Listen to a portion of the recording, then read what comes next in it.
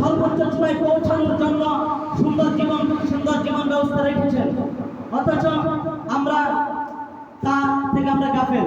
সম্মানিত হাজরিন, আমরা যে আয়াত পাঠ করেছি এবং যে হাদিস তেলাওয়াত করেছি এর মধ্যে আমাদের মর্যাদা সম্পর্কে জানতে পেরেছি।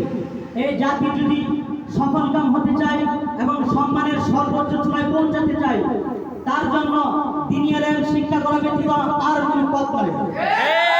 সম্মানিত হাজরিন, এর জন্য তো সরকার দো আলম নবী মুহাম্মদ রাসূলুল্লাহ সাল্লাল্লাহু আলাইহি ওয়াসাল্লাম বলেছেন, তালাবুল ইলমি ফারিদাতুন আলা কুল্লি মুসলিম। দ্বীনি ইলম শিক্ষা করা প্রত্যেক নর এবং নারীর উপর ফরজ।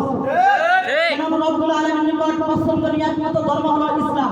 আল্লাহ তাআলা বলেন, ইন্না দীনা ইনদাল্লাহি ইসলাম, নিশ্চয় আল্লাহর নিকট মনোনীত ধর্ম হলো ইসলাম।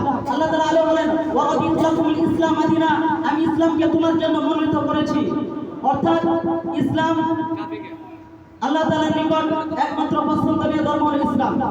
সম্মানিত হাজরিন, এই ইলমে দ্বীন কোথায় শিক্ষা দেওয়া হয়? এই ইলমে দ্বীন কোন স্কুলে শিক্ষা দেওয়া হয়? কোন কলেজে শিক্ষা দেওয়া হয়? কোন ভার্সিটিতে শিক্ষা দেওয়া হয়? এই ইলমে দ্বীন মাদ্রাসা কওমিয়াতে শিক্ষা দেওয়া হয়।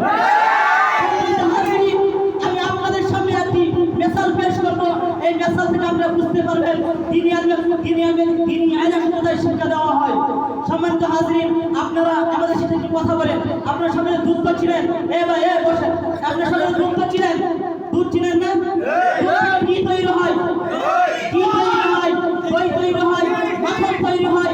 এখন থেকে কি কোনো নির্মূলভাবে বোকা মনে করে আমাদের দেশে তো দুধ থেকে পানির সংখ্যা বেশি, তাই আমরা এখন থেকে দুধ বাদ দিয়ে পানি থেকে ঘি এবং মাখন তৈরি করবো। সম্ভব হবে?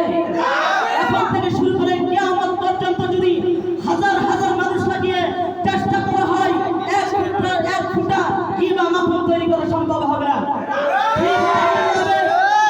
দুধ ব্যতীত পানি থেকে যেমন ভাবে ঘি তৈরি করা সম্ভব